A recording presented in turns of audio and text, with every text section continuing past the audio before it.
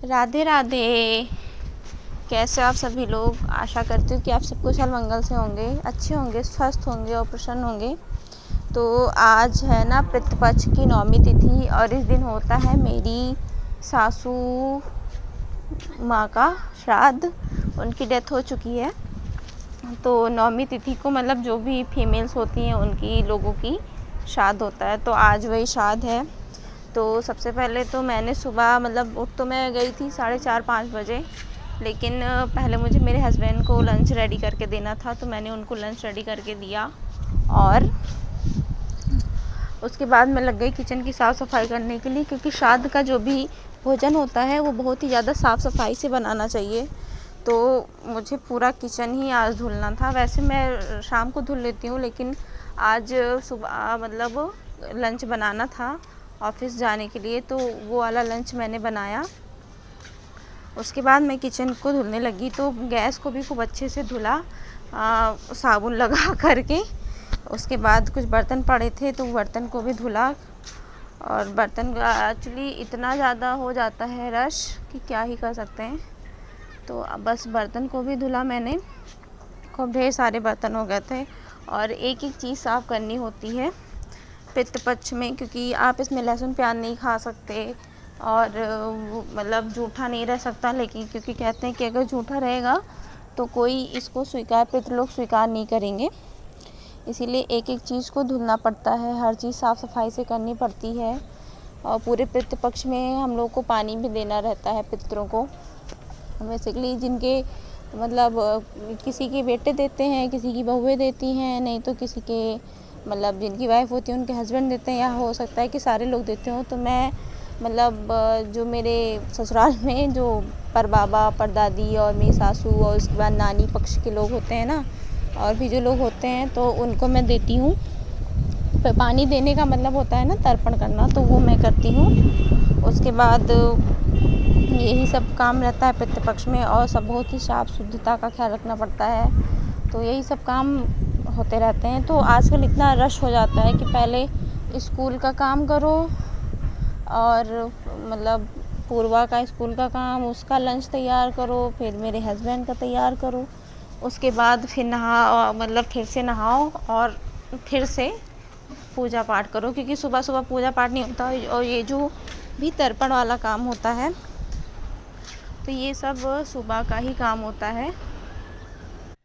इतना सारा काम करने के बाद झाड़ू पोछा भी लगाना था, तो फिर मैंने शुरू करी जल्दी जल्दी झाड़ू लगाना, क्योंकि ऊपर से लेकर के सबसे ऊपर वाली छत जो अपने मैंने देखे हैं ना, वहाँ से लेकर नीचे गेट तक लगाने थे, तीनों फ्लोर पे तो सीढ़ी पे भी। तो फिर मैंने जल्दी जल्दी सब जगह पे लगाया झाड़ू। उसके बाद फिर लगाई मैंने पोछा।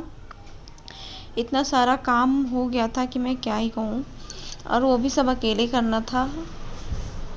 झाड़ू पोछा लगाने के बाद मुझे याद आया कि मैंने चावल और दाल तो भिगोई ही नहीं। तो चावल बेसिकली मुझे खीर के लिए भिगोनी थी और दाल के लिए भिगोनी थी। तो श्राद्ध पक्ष में ना उड़द की ही दाल बनती है, और जिन्होंने खाने के लिए आना था तो उन्होंने पहले ही कर दिया था कि मतलब कुछ ज़्यादा मत बनाइएगा, मुझे 2-3 जगह और खाने जाना है। तो फिर उन्होंने कहा था कि बहुत कम ही खाना बनाइएगा, बस पूड़ी सब्जी ही, और कुछ ज़्यादा नहीं खा पाऊँगी। लेकिन फिर मैंने दही बड़ा बनाने का सोचा था, 1-2 चीज़ें और बनाने की सोची थी, लेकिन फिर बना ही नहीं पाए अभी। अब क्योंकि जब खाना ही नहीं है तो फिर बना के क्या फ़ायदा। तो फिर मैंने दाल भिगोई और चावल को भी अच्छे से भिगो दिया। दाल को धुल करके भिगो दो तो ज़्यादा सही रहता है। और उड़द की दाल होती है ना, उड़द की, मसूर की, मतलब जो भी छिलके वाली दालें होती हैं वो सब पकने में ज़्यादा टाइम लगती हैं। तो इसीलिए फिर मैंने दाल भिगोई और बड़े वाले कुकर में मैंने आलू धुल करके चढ़ा दिया उबलने के लिए। उसके बाद मैं रेडी होकर के आई किचन में, तो दाल मेरी भीग चुकी थी, तो मैंने उसको फिर से अच्छे से वॉश करा और कुकर देखा तो आलू बॉयल हो चुके थे। तो आलू को निकाला मैंने बाहर और उसी वाले कुकर में मैंने दाल को डाल दिया पकने के लिए। फिर मैंने चावल को भी धुला और उनको भी रख दिया बॉयल होने के लिए। बेसिकली मैं हमेशा चावल को ना भून करके तभी खीर बनाती हूँ, लेकिन आज मैंने नहीं भूना क्योंकि टाइम बहुत कम था। और जिनको मैंने मतलब पंडित जी और उनकी वाइफ को जिनको कहा था भोजन के लिए, तो मैंने 12 बजे का कहा था, क्योंकि हमारे यहाँ ना श्राद्ध का खाना 11 से बजे से लेकर के 1-2 बजे तक मतलब खिलाया जाता है। वैसे भी शाद का खाना ऐसे ही खिलाना चाहिए कि दोपहर में ही शाद होता है। तो जिनको कहा था तो वो लोग आ गए थे 10 बजे ही। तो मैंने सबको बैठा दिया था, मैंने कहा आप लोग बैठो, मैं खाना बना रही हूँ, क्योंकि इतना जल्दी तो हो नहीं सकता ना, क्योंकि 2 घंटा मतलब बहुत होता है, 2 घंटे में 1-1.5 घंटा लगता है खाना बनाने में ही पूरा। तो मैंने बैठाया, फिर उन लोग को मतलब पपीता वगैरह काट के दिया। जब मैं सब बना रही थी तो वो बैठे हुए थे और मैं जल्दी जल्दी कर रही थी कि कितना जल्दी हो जाए काम। इतना रश हो गया था मेरे लिए कि मुझे मतलब काम करने में इतनी प्रॉब्लम हो रही थी कि मैं क्या बताऊँ। फिर जल्दी जल्दी मैंने टमाटर वगैरह काटा और सब्ज़ी मैंने बनाई थी जो भंडारे वाली सब्ज़ी होती है ना, आलू की, वो वाली बनाई थी। और पहले तो मैं बनाने वाली थी जो एक अरबी की सब्ज़ी बनाने वाली थी, एक आलू परवल की रस्से वाली सब्ज़ी बनाने वाली थी। लेकिन जब आके बैठ गए तो फिर मैंने कहा कि रहने देते हैं, ज़्यादा सब्ज़ी बस है कि कौन काटेगा पीटेगा, यही बना लो जल्दी से, वो ज़्यादा सही है।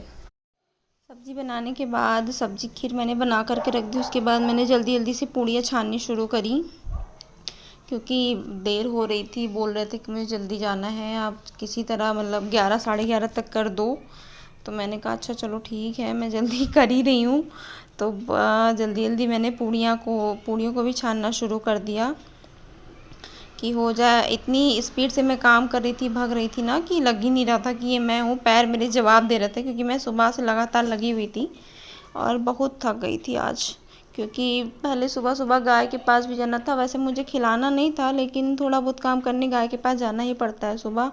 उसको काढ़ा वगैरह बना करके देना होता है गाय को 2-4 दिन में। तो आज ही देना था वो भी, तो इसीलिए और भी ज़्यादा हो गया, क्योंकि वहाँ जाओ तो कम से कम आपको आधा घंटा लग ही जाता है। पूड़ियाँ वगैरह बनाने के बाद मैंने काटा पपीता, जो कि मतलब उन्हीं लोगों के लिए काट दिया, पंडित जी लोगों के लिए खाने आई थी। तो मैंने सोचा कि पपीता रखा हुआ है, तब तक मैं उनको दे देती हूँ, क्योंकि मुझे अभी पितरों को पानी देना था, जो उसको तर्पण कहना कहते हैं, वो भी करना था और भगवान जी की पूजा भी करनी थी। तो मैंने कहा कि लाओ तो पहले ये पपीता दे देती हूँ काट करके, वो खाएं, तब फिर मैं आ करके भोजन वगैरह दूंगी। क्योंकि बिना पितरों को पानी दिए श्राद्ध का भोजन नहीं कराया जाता।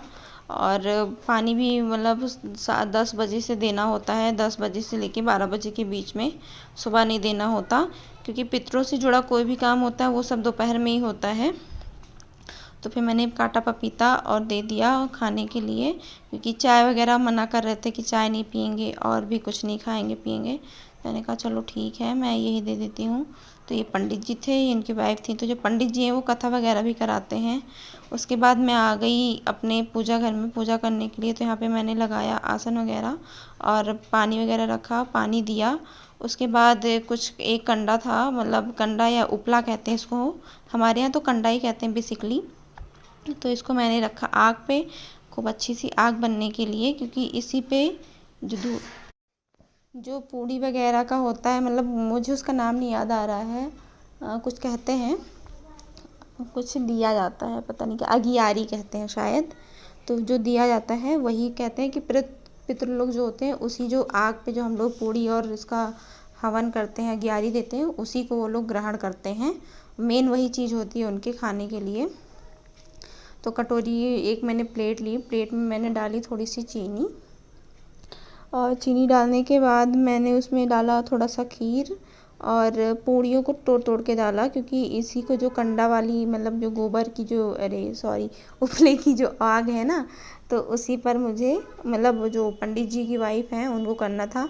तो ये मेरी सास के लिए हो रहा था, जो मेरी सासू माता जी हैं उनके लिए। तो मतलब फीमेल हैं तो उनकी, पंडित जी की वाइफ ही करेंगी। तो मैंने 2 पूड़ियों को लिया और अच्छे से तोड़ करके उसमें डाल दिया, और इनको हम लोग मिला देंगे। और उसमें मतलब कुछ जो होता है, जो आग पे हवन करी जाती है, ग्यारी दी जाती है, और बाकी का रख देते हैं कौओं को खाने के लिए छत पे। तो मैंने इनको अच्छे से तोड़ा और मिला दिया। कोई भी चीज़ होती है ना, हमेशा मन से ही करनी चाहिए, ना मन हो तो बिल्कुल भी नहीं करनी चाहिए। इसलिए मैं मतलब हर साल करती हूँ। जैसे कभी कभी होता ना, तबीयत ख़राब हो गई या कुछ हो गया, तब भले चाहे ना कर पाई हूँ, लेकिन मैं कोशिश करती हूँ कि जो वह 15 दिन होते हैं साल के, तो अपने मतलब पूर्वजों के लिए कुछ तो कर सकें। तो ये उनकी वाइफ आके बैठ गई थी पंडित जी की। पहले मैंने इनका पैर वगैरह धुला, तो और उसके बाद मैंने इनको बोला ये अगियारी देने के लिए। तो फिर इन्होंने दी अगियारी अच्छे से। काफ़ी अच्छा स्वभाव था इनका, मतलब ज़्यादातर मैं इनको ही बुलाती हूँ। तो वही वो पूछ रही थी मुझसे कि क्या नाम है, किसके लिए करना है। तो उन्होंने बाकी का अच्छे से हवन वगैरह करा, मतलब अगियारी दी। उसके बाद मैंने दिया उनको भोजन खाने के लिए। तो वो लेती कि बहुत ज़्यादा दे दियो, इतना ही मैं खा नहीं पाऊँगी, कम कर लो। मैंने कहा नहीं नहीं, इतना तो खाना पड़ेगा, क्योंकि श्राद्ध का खाना है तो कभी छोड़ा नहीं जाता है। तब ये खाना शुरू कर दी भोजन। उसके बाद खा पी करके चली गई, मतलब मैंने इनको दक्षिणा वगैरह दी, चली गई। इधर पूर्वा थी, तो काफ़ी मेहनत लगी और आज काफ़ी रश वाला दिन था, लेकिन क्या कर सकते हैं। फिर भी अपने पूर्वजों के लिए कुछ करो तो वो मन से संतुष्टि देता है हमको, और करना भी चाहिए। अगर हम लोग अच्छे से समर्थ हैं कुछ करने के लिए तो करना भी चाहिए। तो आप लोगों को मेरा ब्लॉग कैसा लगा प्लीज़ मुझे कमेंट में बताइएगा, और आप लोगों के श्राद्ध वगैरह कैसे होता है तो वो भी बताइएगा। और हाँ, कमेंट में मतलब अगर इसके बारे में कोई आपकी राय हो तो भी देना मत भूलिएगा। राधे राधे।